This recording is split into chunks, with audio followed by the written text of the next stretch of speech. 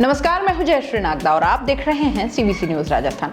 जयपुर में अजीबोगरीब वाकया घटा है। कई दिनों से राजस्थान में भाजपा की जो राजनीति है उसमें वसुंधरा को लेकर अब बड़ी उथल पुथल मच गई थी। कहा तो परिवर्तन यात्रा निकालनी थी कांग्रेस सरकार की नाकामियों पर, लेकिन असल में खुद ही कहीं ना कहीं फंसते चले गए और कारण थी महारानी। जी हाँ, वसुंधरा को लेकर भाजपाई बहुत बड़ी उलझन में थे क्योंकि परिवर्तन यात्रा में वसुंधरा की कमी ने भाजपा को जैसे बैकफुट पर ला दिया था। किसी को जवाब देने लायक छोड़ा ही नहीं। आखिर 2 बार की सीएम रह चुकी वसुंधरा क्यों नहीं है इस यात्रा में, ये सवाल जैसे भाजपा के नेताओं के गले में ही फंस गया था। चर्चा ये भी चली कि महारानी राजे छोटे मोटे नेता को गांठती ही नहीं है, वो सीधे बड़े नेताओं और आला कमान के संपर्क में रहती हैं।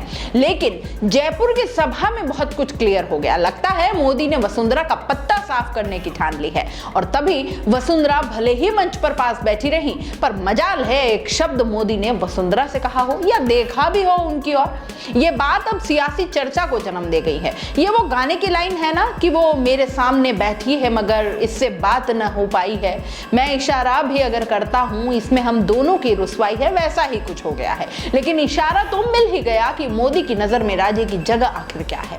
मोदी के मंच पर वसुंधरा थी, पर जो तस्वीर दिखी उसे देखकर कोई भी समझ जाएगा कि महारानी की अहमियत मोदी के लिए आखिर क्या है। मोदी की जीप मंच के करीब आई तो तमाम नेता उनके स्वागत के लिए जैसे लालायित हो गए। मंच पर वसुंधरा राजे को पीएम मोदी ने कैसे इग्नोर किया, यह सब साफ देखने को मिला। यह पहली बार नहीं है, इससे पहले भी मोदी के मंच पर न राजे की स्पीच हुई और न ही मोदी ने उनसे बात की।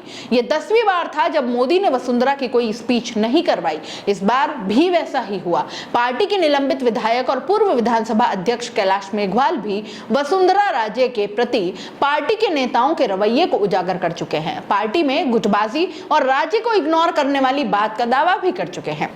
भले ही पीएम की सभा से एन पहले वसुंधरा की वापसी हुई या फिर वो एक्टिवेट हो गई, लेकिन इस बात का असर मोदी पर पड़ा ये लगता नहीं है। इस बार मोदी की वसुंधरा से नाराजगी कहीं भारी न पड़ जाए।